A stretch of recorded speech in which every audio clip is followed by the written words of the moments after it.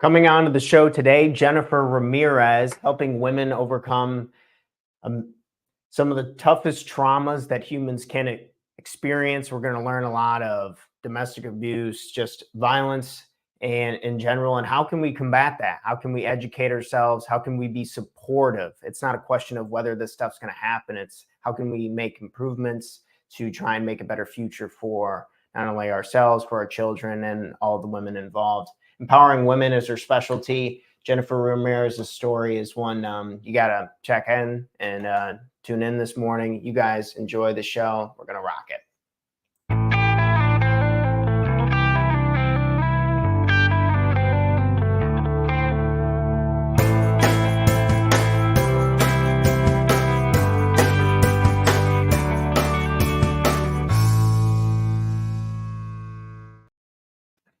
Good morning, everyone.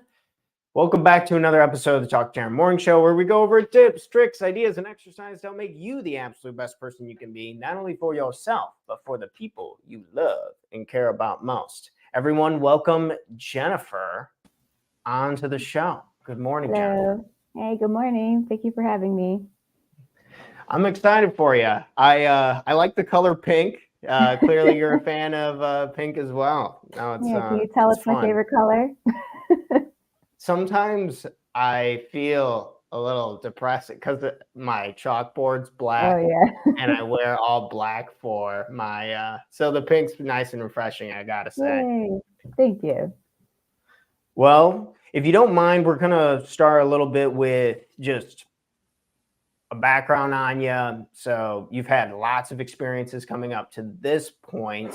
So if you wouldn't mind sharing people with kind of like who you are, how you got started on your journey to be, a founder of a company now. Yeah, for sure. So again, I'm Jennifer Ramirez, and my story starts from childhood. I'm a childhood sexual abuse survivor, and I was really taught to keep my abuse a secret. My entire life, we're told, we don't need to talk about that. Nobody needs to know. This is the family business. This stays within our household. So, you're a kid and you're like, okay, and then so growing up, though, that was very detrimental to my mental and emotional well-being. And so I grew up having no boundaries, grew up thinking secrets were normal, just grew up and, also with a lot of toxicity from my father, and grew up to become an adult now. And now I'm dating kind of the same people that I grew up with, right? People that are toxic and abusive. And I just continued the cycle essentially.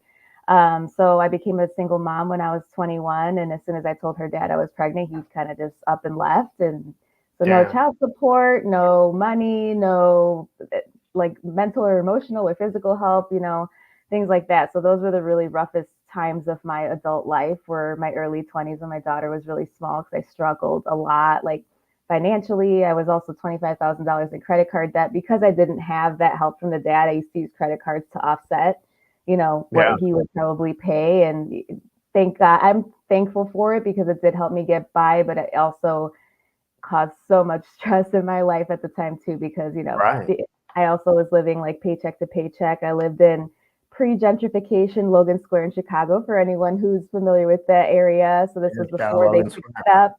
Yeah. And major gang problems, shootings all the time, gangbangers everywhere. It was pretty rough at the time I was living there. And that's really when I was like, how the heck did my life get here? How did it become so horrible and bad? And just the struggle, I just was struggling so much. And then fast forward a little bit, I got into my last abusive relationship in my late 20s, broke up with him right around my 30s. And that's kind of when I decided that I wanted to do something different with my life. And it was actually my twin sister that had told me something. I broke up with him, and then a few months later, I was already dating again. I didn't really give myself time to heal and process everything that had happened. And she's like, you've been dating shitty guys your entire 20s. Do you want your 30s to be the same? And damn, there was something about that sentence that hit me so incredibly hard. And I was like, no, I don't want to spend my 30s doing the same stuff again. So that's really when I got myself into counseling, and counseling absolutely changed my life for the better. And that is a huge reason I am who I am today and do what I do. So I was 100% debt free too by the time I was 30 as well. I had gone through a lot of financial abuse with not just my last ex, but previous ones. So getting out of that debt was like a huge, like, it was just so empowering because I didn't think I Yeah. would ever get there. Incredible. It felt like you would never get out of that hole. Yeah. And I put myself through college and started investing in real estate. And then I started an Airbnb business. And then 2020 hit. Actually, no, it was 2019, and I started doing these like women empowerment events out of my living room just for fun. It was something I really enjoyed doing because I wanted to share my story with other women. Like, look, I was You know, super broke at this point, like basically had like nothing going for me, and then I like changed my life around and look at all the things I'm doing now, and I just really wanted to share that with other women. And so my first event, I remember it was snowing really bad, so I thought nobody was going to come. Yeah. And 15 women were in my living room. Everybody was bonding, and even after it was over, people wanted to stay and network and chat with each other. So I was like, huh.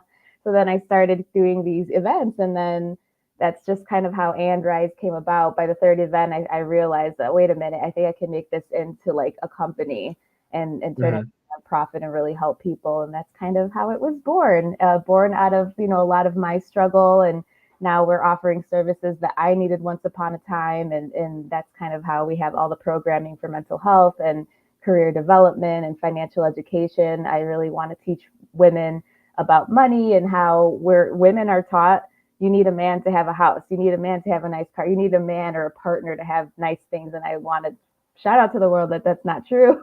You can do it on Yeah. your own. You can be successful on your own. You don't need a partner to do anything. So, yeah.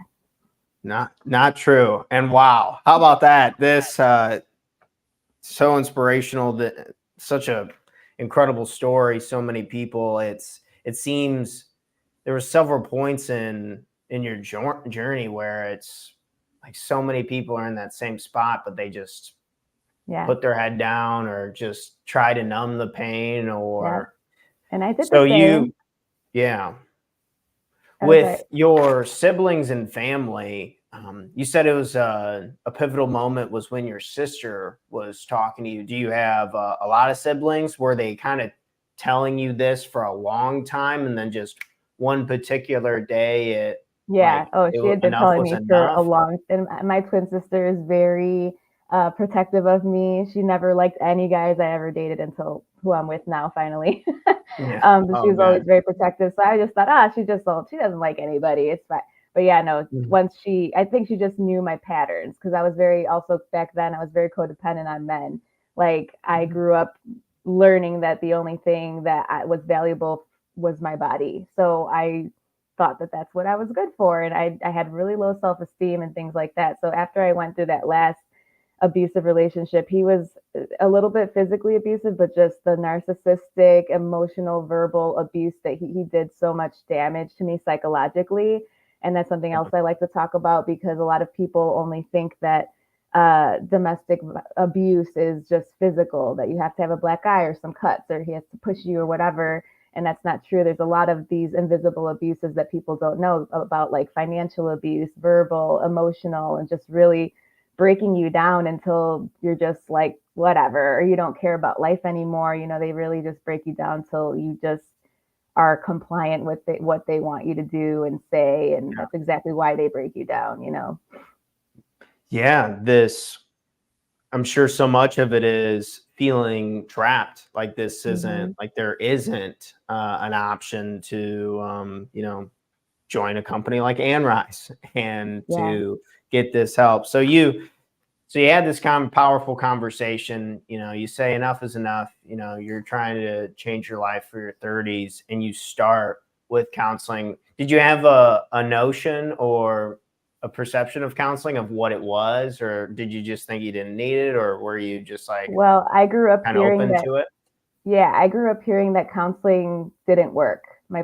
There's a lot of stigmas in the Latino community around counseling and mental health. So I did grow up hearing all they want is money. It doesn't actually work. Just pray Yeah. it away. My parents were very religious growing up, very religious Christians. So it was just like, just pray to God. It'll be fine. Or read the Bible and that'll fix everything. And don't get me Yeah. wrong, it can definitely bring comfort, Of but that's course. not the Right. one all be all to fixing mental health issues for sure. Yeah. How did you get matched up? Was it just someone in Logan Square, or did you do an online thing, or how did that even come about? Believe it or not, the counseling actually came because I went to counseling with my ex abuser because we were having so many problems. And I was like, I was so in love, and I was like, we're going to do anything that we got to do to fix this. And so we Yeah. started by like with that same counselor actually. And she started letting him know that what he was doing was like not okay. And she didn't use the words abusive, but she said that, yeah, it's not healthy. And he just would go home and fight with me about it and say like, she just is taking your side because you're a woman and she's a woman, and like that type of stuff. And I'm like, no, maybe she Yeah. just sees what I've been seeing. So when we broke up, I actually just continued seeing her because she kind of already had a lot of background on me. And Yeah. she was great. Yeah. That's incredible. The being in love with your abuser, and I'm going to butcher a bunch of this terminology, but is it like Stockholm Syndrome, or Mm-hmm. is this really, do you see this a lot still Yeah. today with people that they're just in love with like, what's really going on there? Why is Yeah, that? with Stockholm syndrome, it's essentially like, yeah, like when, let's just use an example of somebody getting kidnapped and then them falling in love with their kidnapper, Yeah. and I think it's really from also like deep rooted trauma that's already there. It's already there. Mhm. You're already traumatized by something else, and then that happens. But think about it too, right? When you're kidnapped, for example, like that's the only person that's around you more than likely. So you start to develop feelings. Maybe you get to know them a little bit better.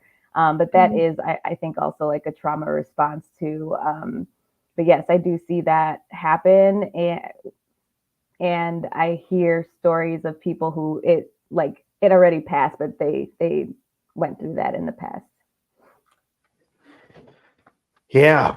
We're coming into, so you go now to hosting like an event, and would you just put this on like Facebook Marketplace? What gave you, how long were you in counseling before you did like an event?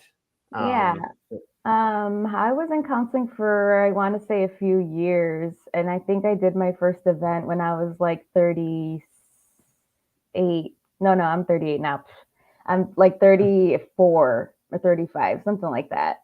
okay. Um, yeah, and I just really, like I said, did it for fun, and then by the third event, we actually sold out of 150 tickets. We had it up on Eventbrite, and we were like posting it in Damn. Facebook. Hell Yeah, yeah. it was a free event, but still, like that was honestly That's my light bulb people. moment.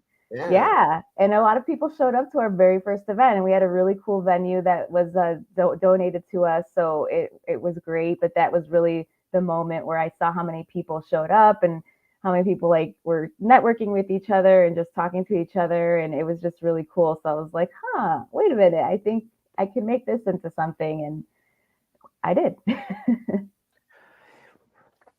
So we're gathering around um, a lot of people, and this is, I mean, you had a lot of people. Clearly, this is a pain that unfortunately a lot of people have to carry. When it comes to networking and something as tough as this can be, is breaking the ice for networking like difficult, or people just feel relieved to, does it feel like you can only talk to people who have also suffered the same as you know what I mean, like is it hard to network in that world, or did it make it um, easier? that's a great question. I think, believe it or not, women are pretty receptive to what I do because it's so common, and I think it happens to a lot more women than a lot of us know. So women are very receptive and open to me, and men tend to get definitely uncomfortable when I tell them what I do. Not all, Amen. but a lot do. And honestly, when I first started, I didn't even know how to network. I barely knew how to do that or how to talk about what I was doing in a proper way, right? Like your 30-second elevator pitch and all that. I didn't know how to do any of that Mhm. stuff. So like I Yeah. probably didn't do a great job, but that's actually how I got into networking, was because I was telling people about what I was doing, or they came to the event or whatever. And that's kind of how I got onto that. And then COVID happened right after I started And Rise. So then I Yeah. started my first networking group, like specifically for networking on Zoom with a bunch of other women in Chicago and things Oh, like that. okay. And that's how I really got to my first like networking group. And that's how I was like, oh, this is actually really helpful. This is great. And I'm a huge networker now. You and me met at a networking event. So like I do it all the Yeah. time, and it's been really, really good for And Rise and for our growth, just so more people know about it and can, refer people over or refer partnerships with other people or companies and things like that. So it's been great. What do you like better, networking in the Zoom or in doing the events like in person? I mean, networking through Zoom is great because it's so convenient and easy, and you could just get Totally. back to work right as soon as you're done. But there's Yeah. definitely a different vibe when you're in person with people. I personally enjoy a little bit more being in person with people just because you get to see a different side of it's different when you're on Zoom. It's a little bit more impersonal, I guess. So I Mm. really like doing in person. It's just a little bit harder for me to do it because it takes a lot more time out of my schedule to do in person stuff, as I'm sure you know. You have to drive there, drive back, whatever, Totally. network after. So it might end up taking like a couple hours out of your day. So that's why I kind of prefer Zoom, but in preference with people in person, just because of the interaction is a little bit more, I don't know, it's just better. Do you think it's easier for you to be more vulnerable in person or behind like our little squares on a computer screen? I had someone Yeah, bring that to me good the other question. day, Hmm. and I was like, and I don't know. I think I'm more comfortable behind the computer. Yeah, I don't me know. too. Me It too. seems like safe back here behind my little Yeah, square or whatever. What do you yeah. think? No, same. Actually, I did my first Toastmasters event last night, just Oh, practice a cool. little bit. And I could tell I'm much more nervous in person Oh, than I yeah. am behind. And I think it's because I do so many TikTok videos and I do Zoom meetings. And so I think I'm a little bit Totally. more comfortable with being behind the screen too, especially right Mhm. after the last few years of like COVID and stuff. Like we did a lot of this. So it Right. just feels Yeah. comfortable at this point. Yeah. Mhm. Well, I wanted to get into some of the stuff that you guys got going on for just empowering survivors and educational resources moving forward. So what are some educational resources that you guys offer, or like what do you guys do for people? Yeah, We've talked for about sure. meeting up, but like what is it Hmm. that you guys are really doing? Yeah, so we do offer free mental health services such as counseling. So we offer counseling to any woman in Illinois. Doesn't matter insurance status, if you have it or not, or you're underinsured, immigration status doesn't matter. All are welcome who are in need of our services. We also offer free support groups. So right now we offer 7 support groups per week for women, Mhm. different topics ranging from emotional abuse, sexual abuse, domestic abuse. We have a medical trauma and chronic pain and chronic illness group. And then we have our Spanish only group that we just started last month that takes Oh, place on awesome. Tuesday nights. Yeah, so we have a lot of really good things. And then we just have 2 that are kind of just general trauma and abuse. It could be anybody with any type of trauma that wants to come to talk in those groups are welcome to do so. And then we also offer career development. So we help with resumes and mock interviewing skills and financial Mhm. education workshops, where we're doing them bi-monthly starting in 2024. Because they're actually pretty popular. A lot of women want to learn how to get out of debt or how to grow their money or um, just how to learn about money and things like that. So, yeah, and then we have our resources tab on our website. As you can see, it's very extensive. We have a really big, we just put a ton of different resources on there. Like I said, I network a lot. So when I meet other nonprofit or other companies that help people for free or for a low cost, I will add them as a resource to our website.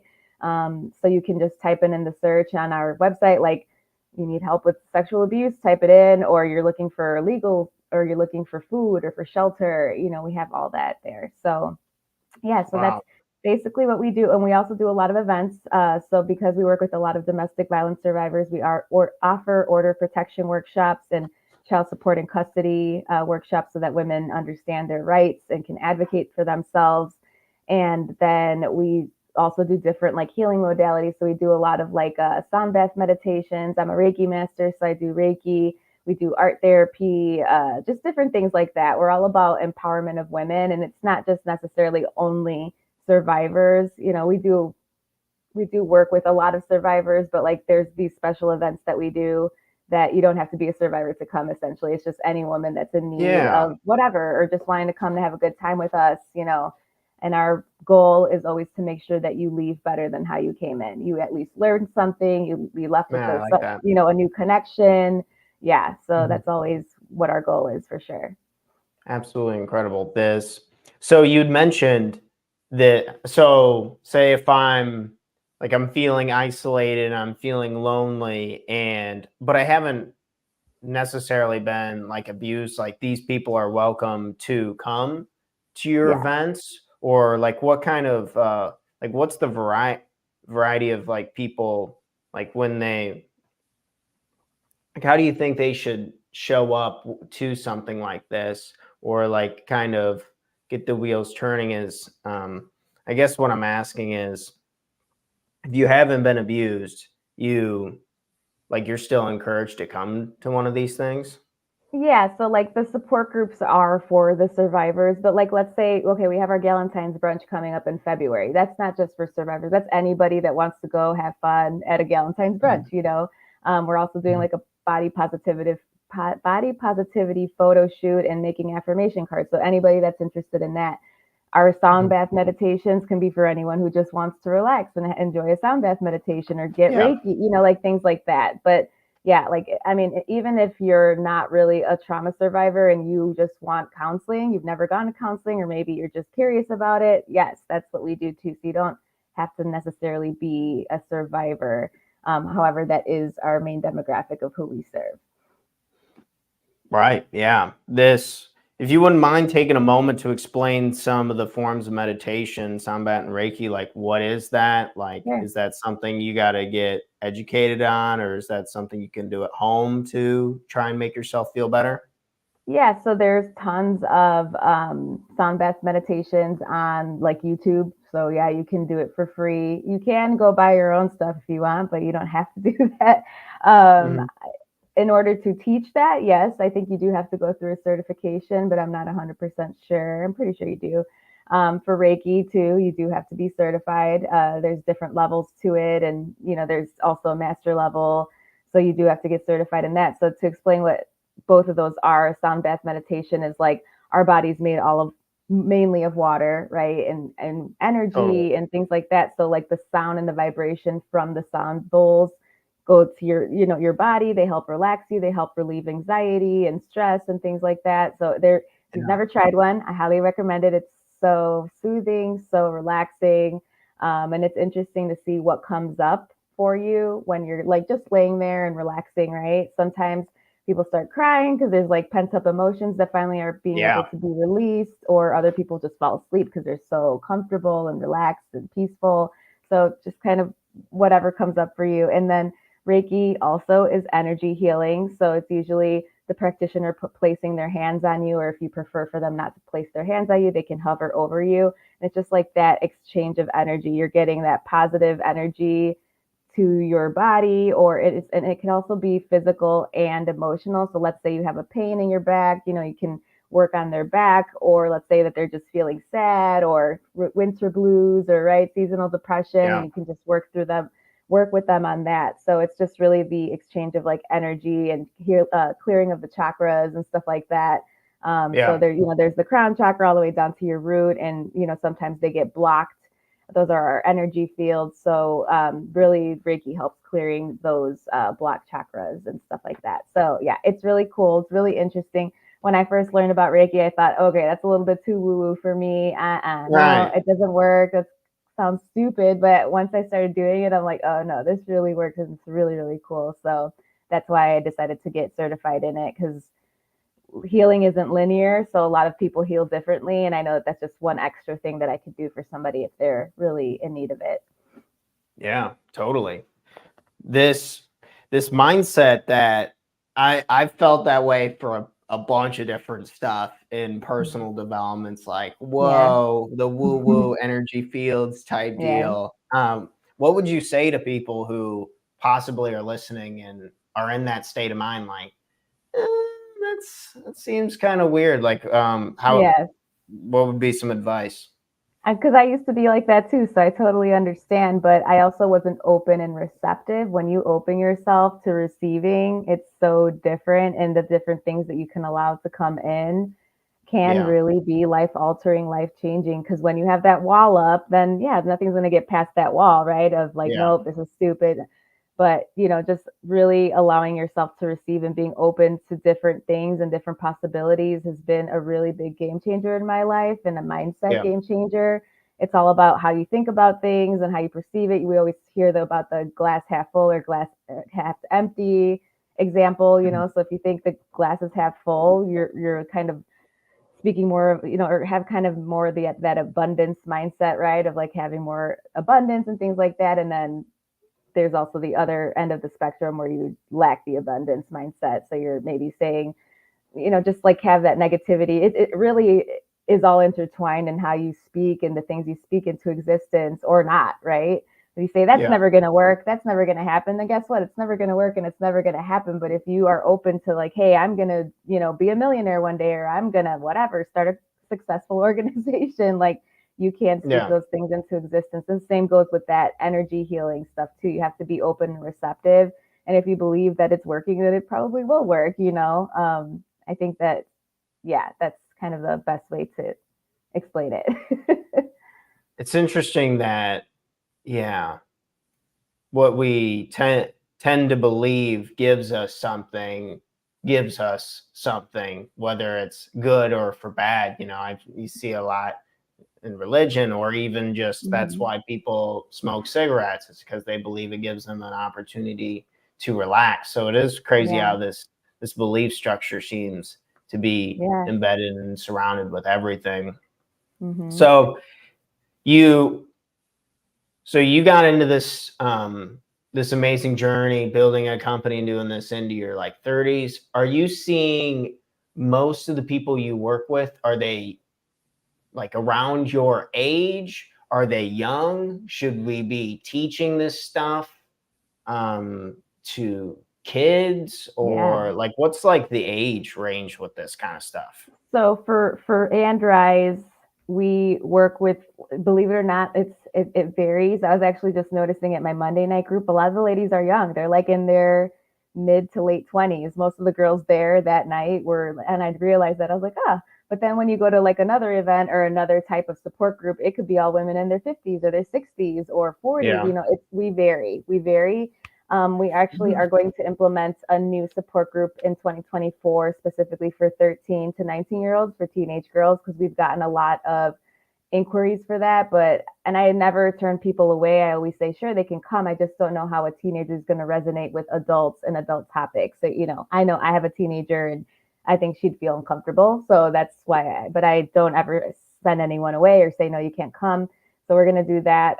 But I do believe, though, that young children, as soon as they start talking, should start learning about their body, your areas where you don't get touched, right, inappropriately, or any type of inappropriateness, right? And then it really explaining to kids about secrets. Secrets are not okay. No adult should ever be telling you to keep secrets. No adult should ever be touching you where, your bra or your panties go, and just, if they do, you need to be able to tell a trusted adult, either mom and dad, or if mom and dad Yeah. aren't around or you don't feel comfortable telling mom and dad, tell, somebody else that you trust, like an aunt or grandma or whoever, right? Babysitter. Um, and really Yeah. just having those conversations at a very young age, because if somebody would have had that type of conversation with me growing up, I would have known. I had a hunch when my dad would abuse me that it wasn't right, because it always happened late at night when everyone was sleeping, sneaking around, quiet, quiet. So I just had this hunch, but I was so little, I didn't even have words to put to it, that I didn't even know what it was called. I just know that I didn't like it. But I had a feeling, I had like a gut feeling that it was like not okay. But I didn't know until later on, and honestly, till I was like a teenager, that was like sexual abuse. I didn't really know the like terminology to put to it. So I think Yeah. it's really important to get kids educated on that stuff as young as possible, and just talk to them about their bodies and being like, oh, just comfortable in their bodies and things like that.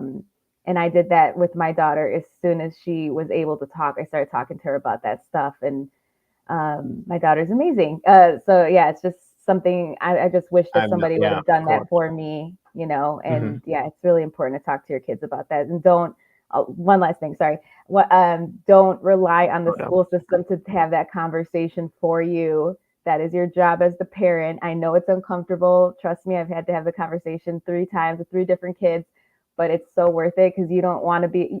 I'd rather be uncomfortable to have that conversation with my kids about no touching and all that stuff than having a more uncomfortable conversation because somebody touched them and now we got to figure that out, you know. Yeah. So it can be a quick 10-minute talk. They might have questions, it might be longer, but I think it's totally worth that 10 minutes. And like I said, not relying on our school system to teach them those things because you really don't.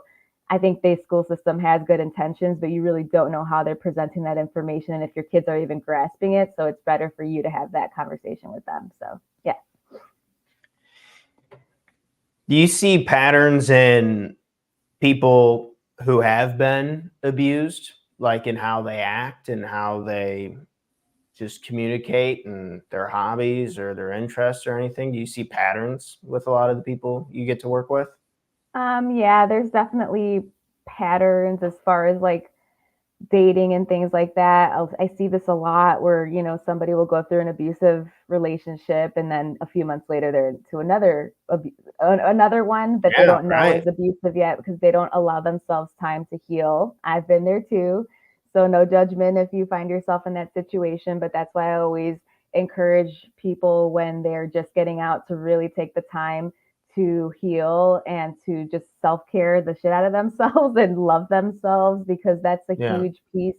And that's also something we're not taught about, right? Self-love, self-care, you know, those things Yeah. are so important because once you love yourself, you're not going to allow anybody else to treat you bad, right? But when Yeah. you don't even know because you don't even treat yourself right. You don't even say nice things to yourself. So when somebody else does it, you're like, oh, okay, whatever.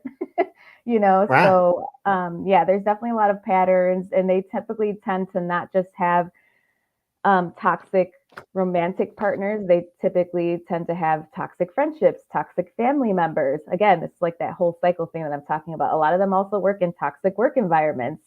Same thing happened to me. I didn't even realize I had worked in a toxic work environment for so long until I started Andrise and I started learning about different types of abuses and toxic places. And I was like, oh my God, I was just surrounded by toxicity my whole life. And I wasn't just with toxic romantic partners, I was around toxic friendships that I didn't realize were toxic, my family members, my Mhm. coworkers, my bosses. Like it seemed like everything was just toxic around me until I finally had to like release a lot of people from my life and things like that. But yeah, there's a lot of different types of patterns too that people have. And another thing too that I noticed is like unhealthy coping skills that we all tend to use because I think Yeah. society teaches us that drinking is normal. You go home after work and you have a drink, or you're stressed out, you get drunk, or you go and Yeah. you smoke weed or you do drugs and it's great. And you know, I think the movies glorify all that stuff. So people think that's Right. how you cope with problems. And that's absolutely not true.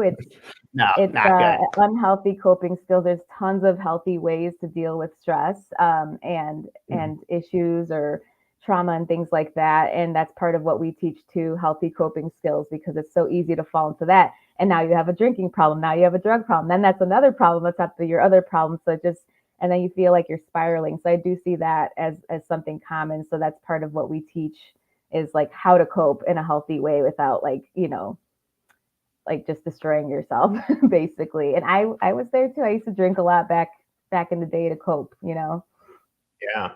It's yeah, try and help numb a lot of that pain. It's so wild. I've heard that relationship pattern a lot. Mhm. Um, Yeah. continue to go back to that. So, well, Jennifer, you've really, in so many eyes, that you've turned things around, continue to do incredible things. Is it all just fine and dandy and you just don't have any problems anymore? Oh Is it God, like a no. continuing thing where, you know what I mean? So it's because it seems on like when you start talking Airbnbs and a big non-for-profit, it's like, oh, you're not the same anymore from people who are on ground one. And Yeah. so do you still like work like, what do you do for like your self-care? Like, what self-care routines for you to make sure you're still rocking Yeah, and rolling? great question. So I definitely take care of myself a lot because I work with a lot of survivors and I hear people's stories like all the time, and I got to be able to take care of myself. Yeah, Because that's a lot to take in. So I heavy. do, yeah, I do journal a lot. I also meditate. I practice doing affirmations every day. I love that, and it's been very life changing for me. I just started that earlier this year, and I noticed the way I think about myself has shifted in a more positive way, and I'm Beautiful. just yeah, so that really helps a lot. Yoga is great. I exercise. You can see my Pelotons behind me. Nice. Exercise is just a great way, not just emotionally for me, but physically, it makes me feel better. But it also helps with like anxiety and pent up energy and stuff that needs to be released. And I also really enjoy being outside, outdoors when the weather permits.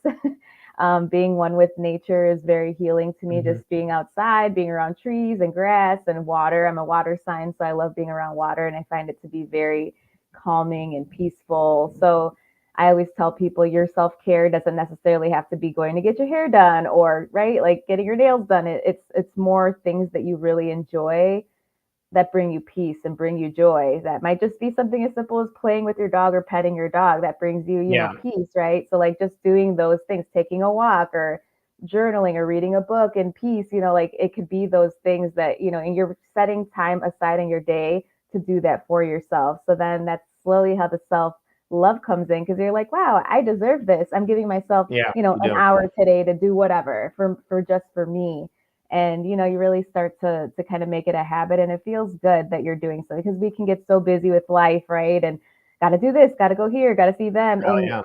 you just forget about yourself eventually. So it's really important to just keep yourself first. And also to answer your other question too about like if everything's just okay now, no. I don't have a perfect life, and believe it or not, a lot of people don't in my family don't like what I do for a living because I'm putting out Interesting. a lot of family secrets. So I am not, I don't have the best relationship with family members, especially in the current moment, especially around the Yeah. holidays right now. So yeah, so no, it can be tough for me too. And I'm very open about what I go through in my journey. I have my TikTok page and I talk a lot about like kind of what's going on. Um, and yeah, and I'm just like to do that because I like to show people that I'm a real person too. And yes, I've overcome a lot of things and I've healed from a lot, but I still go through. I'm real, just like everybody else. I Yeah. have problems. I have issues. But the good thing now is I know how to cope with it better and deal with it better in a healthy way. And yeah, I mean, and just accepting things for what they are has been a big piece of a lot of my healing instead of, really like, oh, I wish this person cared about me. I wish that person loved me. I wish this was like that. And just accepting it. This is my reality. I don't have the best, relationship with family. And it is what it is. Like, there's nothing you can do about it. So just accepting it for what it is really helpful for just moving forward and not dwelling in like what could be. That's It's very brave of you to be able to say these things. I think there's so many people that they they feel a certain way, but they don't want to create that separation with their family or to Hmm. have these issues like Yeah. with their family. Like, is was there a state? Did you just like go for it? Was that like did you hold off for a while because that was a consideration because you Yes. were scared you burn some of Yes. these relationships? I did. I held off for a long time because I was like, I love these people. You love them. You're your family. I love these people. Yeah. I want to be in their life. But when it's toxic and it doesn't make you feel good, and every time Hmm. you're around them, you feel bad or you feel depleted or you feel like angry or sad or whatever the negative emotion might be, that's kind of your indicator. Maybe these people aren't healthy for me. Maybe they're not good for me. And I'm just all big on mental health and like if they're not good for my mental health, then I don't really need to be around them. And yes, it does suck, like it's tough when kind of also your family doesn't really accept you for who you are. This is who I am. I've always been like this. I've always been the loud, outspoken one in my family. And I don't think everybody's very conservative and quiet, and you just sit and you smile and you pretend like everything's okay, even if it's not. And I'm not like that. So I Right. think that they've always thought that I've been a little too much, little too loud, little too opinionated and things like that. So it kind of sucks when your family doesn't really accept you for who you are. But I'm now at a really good place where I love myself. I know what I'm capable of. I know I have great intentions and I have a good heart at the end of the day. So if they don't accept me, that's their own stuff. That has actually nothing to do with Yeah. me. But it's still hard, yes, because that's still your family at the end of the day. And everybody wants to be around them and have relationships with them, especially right now, like around the holidays, people see their Yeah. family for the 100%. holidays. Yeah. So yeah, Man. so a lot of people struggle around this time. I know most people tend to think the holidays are great and everybody is so happy. No, there's actually a lot of people that really struggle silently in the background because they don't, they're estranged from their family, or they had to go into contact with somebody that was abusive or toxic or whatever. So it could be tough for a lot of people right now. Yeah. I mean, how have you so for people who are like, okay, my uncle's piece of shit. This is like, I'm trying to like change my relationships. I know a lot I talked to my mom about this. She, like, her family environment was just really intense, a lot of drinking and stuff like that. So how do you, like, if you want to break away from these relationships, now you have, like, what do you do? Like, what do you do over the holidays? Do you connect That's with a other great friends, or question. like, yeah, like what's the alternative? There's got to be people we can surround ourselves with, right? Yeah, this is literally happening in my life right now. I invited my family over for Christmas and everybody's like, sorry, not coming. We're like, oh, okay. So this is the very first Christmas I am not spending time with my sisters and my mom and them.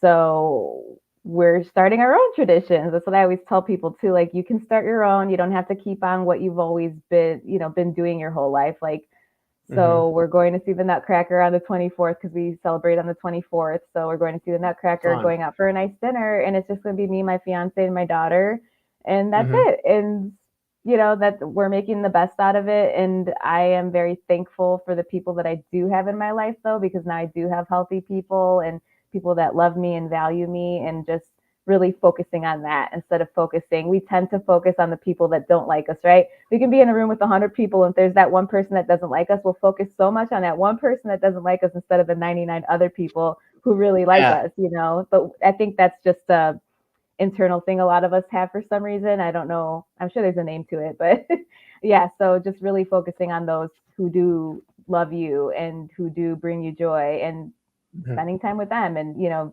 creating new traditions with them.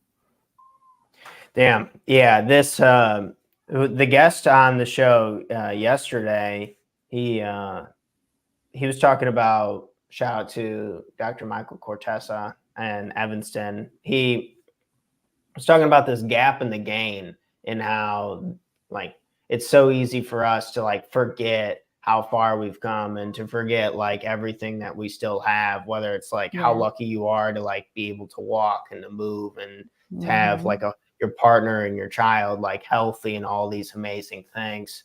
Yeah. Because of your situation's definitely like on the extreme side of things, but there's like, that doesn't change like your reality, and like Hmm. what needs to be done in order for you to have like a happy and healthy existence. Maybe it's just Right. like a survival thing, where bad stuff hurts us. So we want to focus on that person thing over there, so that doesn't ruin us or whatever. And then like the good stuff is just like a come and go. I Yeah. know a lot of the good stuff in my life, like, it feels really good for a little bit, and then hedonic adaptation kicks in. I'm just like used to it, whether it's a new car or we get a house, or Hmm. whatever.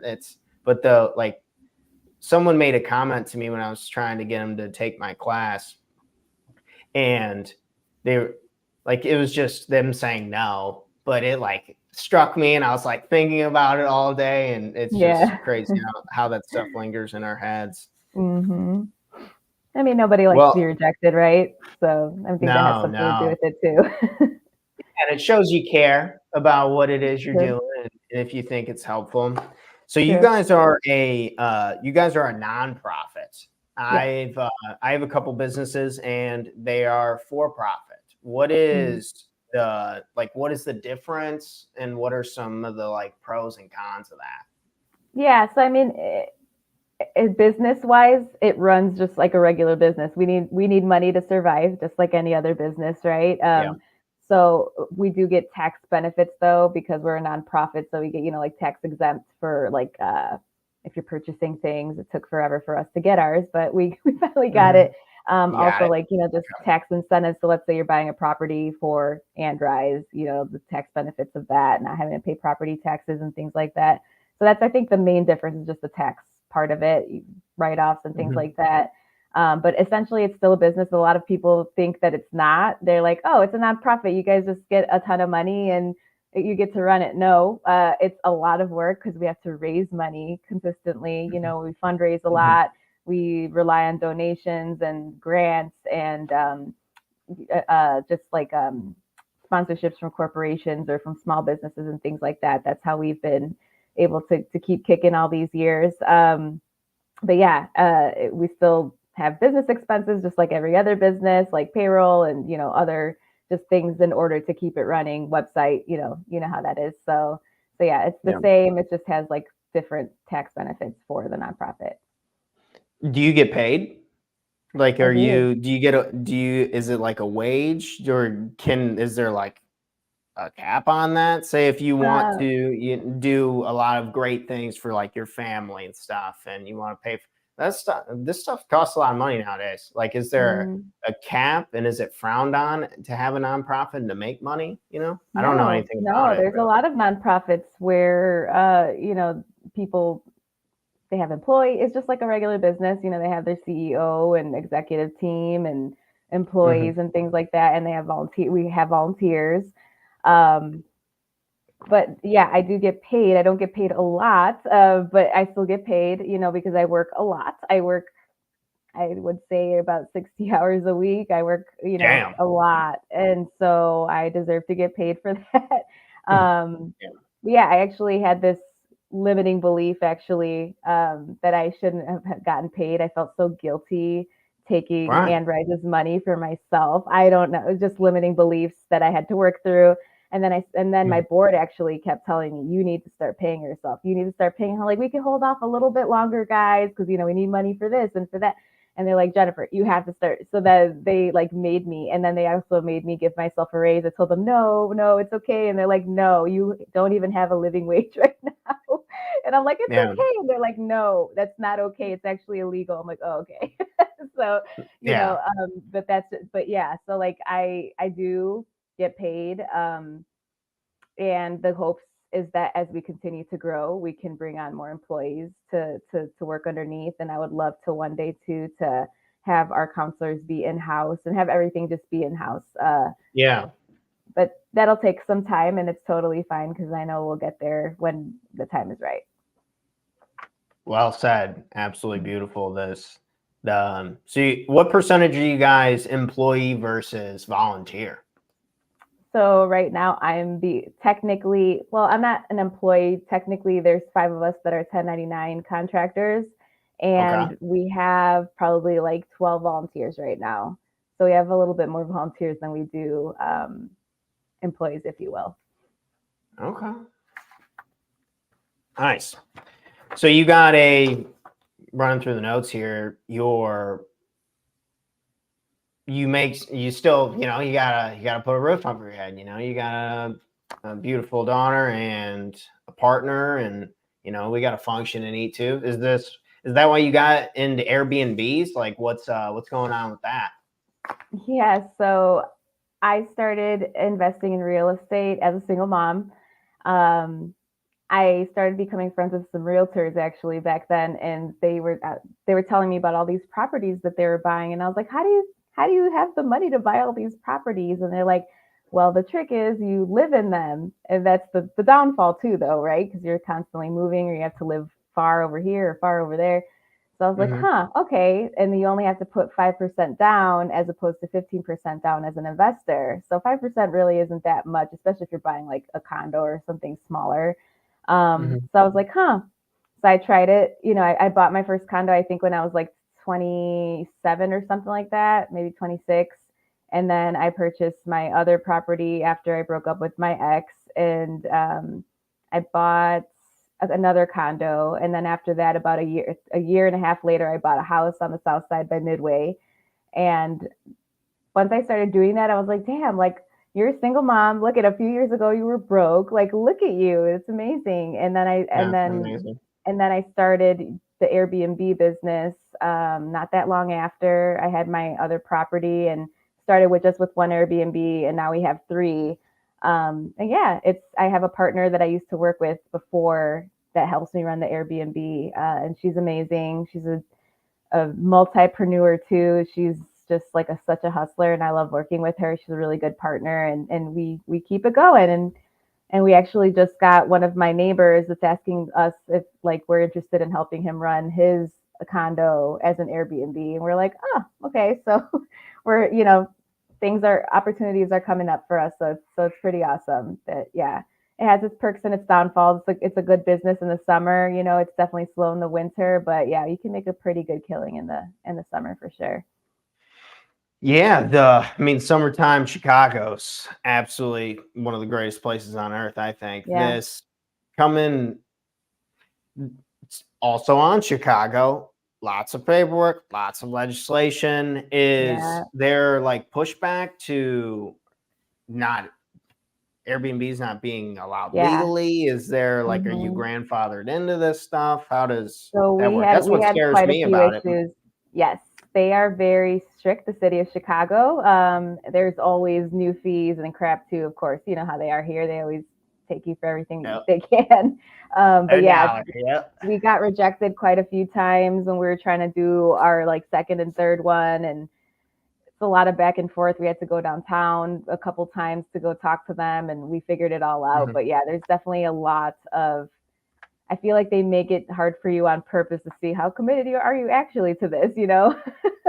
Are you willing to jump through these 20 hoops that you got to get your license or whatever? And then you have to renew your license every year now. And it wasn't like that when we first started. They just keep implementing new rules and things like that. So we just got to honestly comply, right? Because we have a business to run, and it helps us. We're both moms that are running this business too, and then we have like a housekeeper who's also a mom, and so like we're really just about giving back to people in the community too and helping them out, you know. So yeah.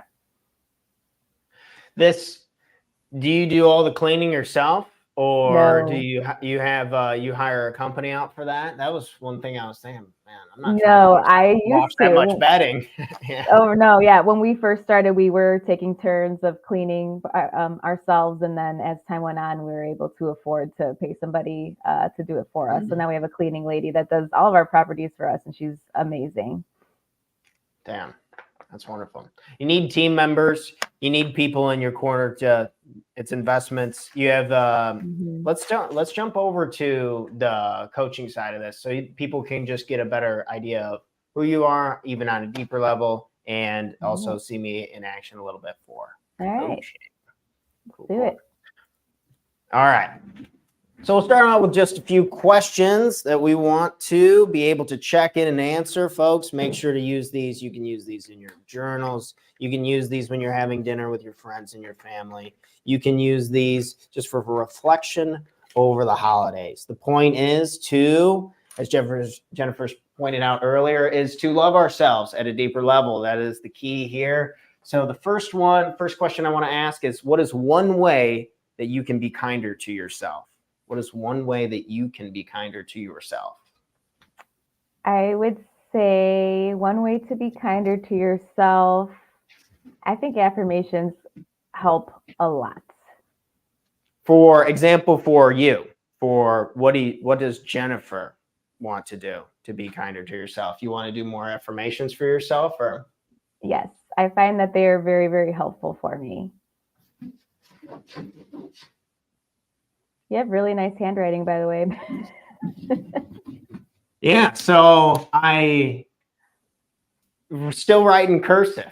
I know. And I see it. sometimes I worry that people can't read it very well, but it's so pretty that it's like, who It cares? is. Yeah. What is your number one goal for 2024? What is your number one goal for 2024? My number one goal for 2024 is being more, what's the word? Being more aggressive, I guess, and not in a mean way, Okay. but just being able to. I hear what you're Yeah. saying. Yeah. Sometimes I'm a little too nice, and I think people perceive that as kindness for weakness, and I'm like, no. No, there's so maybe is it in your real estate business? Is it for and rise? Is it when you're working with people one-on-one? Like, what's the situation that you're seeing this come up in? I'd say, yeah, business and personal life for sure. Being a little bit more aggressive with just if I don't want to do something, no, I'm okay. Or even with, people in my personal life, like, no, that's not okay. Or no, I don't want to do the same thing, basically.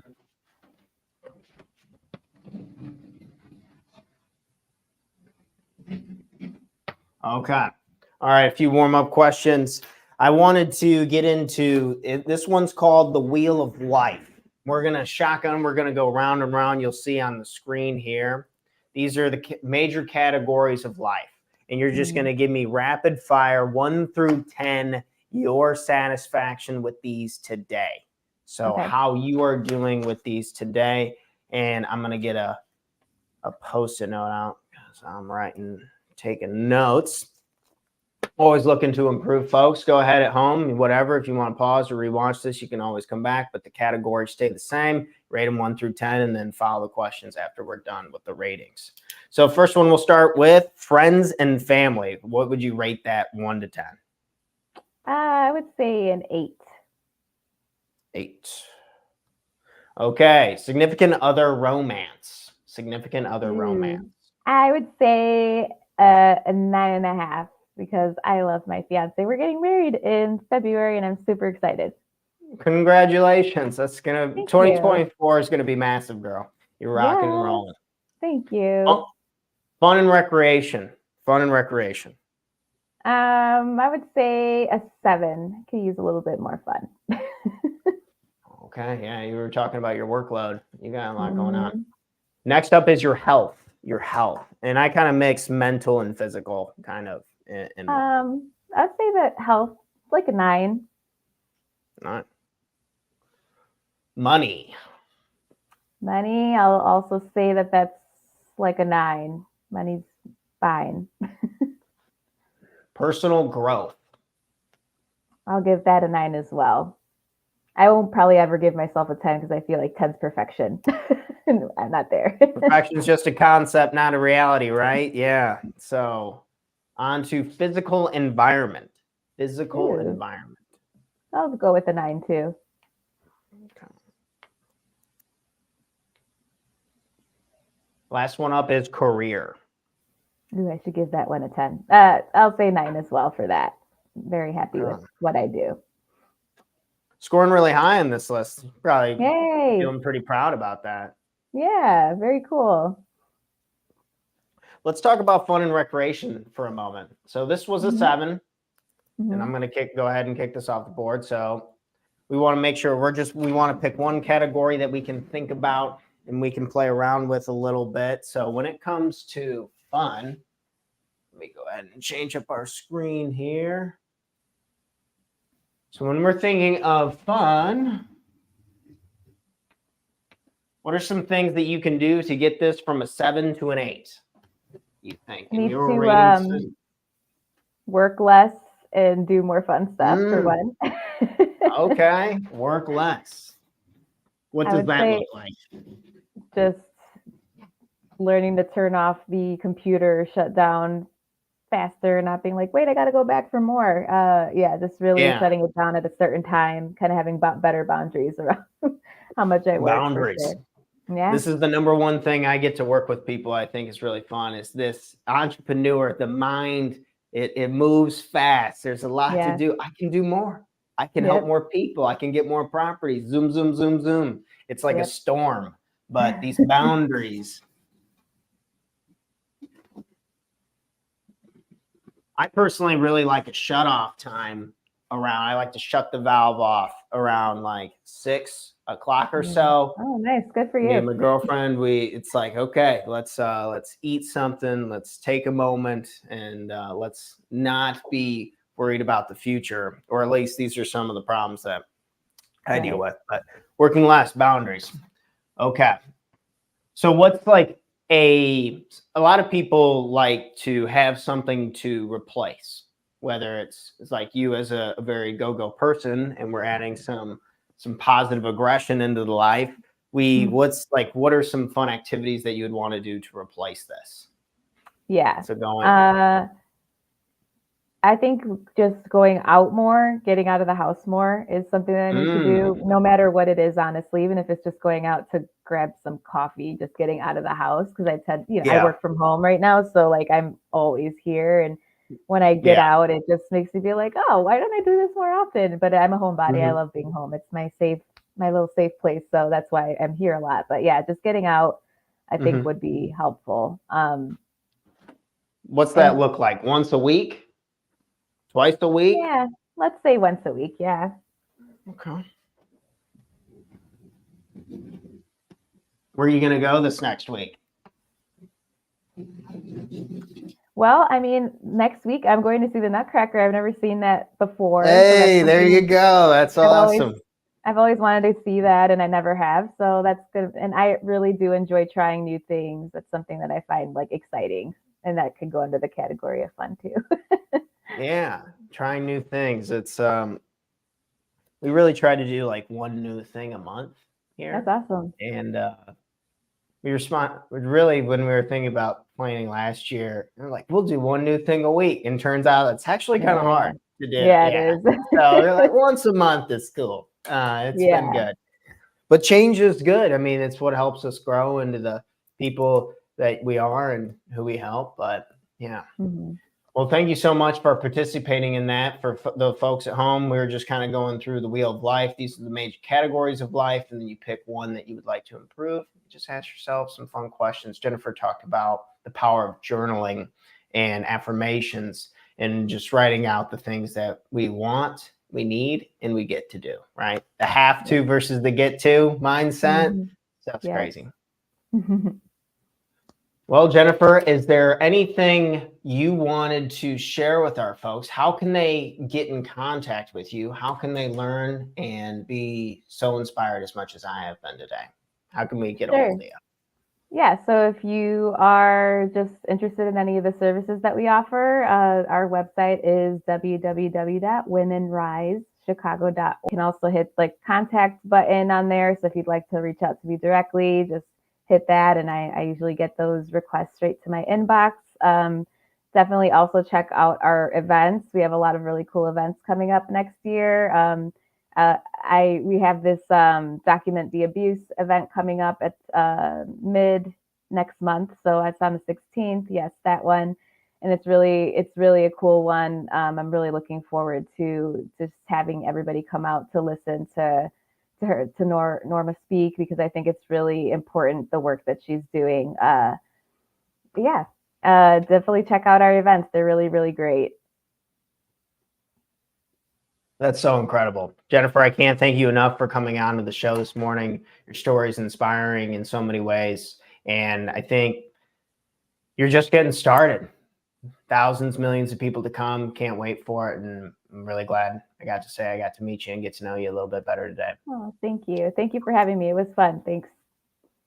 All right, Jennifer, stick around for a little after the show and we'll get chatting. But to everyone else out there, you guys have an incredible, incredible day. In case you needed to hear it, I love you. You're a badass. You got this. Let's have an incredible, fantastic Friday. Enjoy the holidays. I'm off for a couple days. I won't be, you won't see me here live this morning on Christmas, but the 26th, I'll be coming back on with another episode of the Talk to Taryn Morning Show. Cheers, friends. Happy holidays to you all, and I'll catch you on the next one. Peace.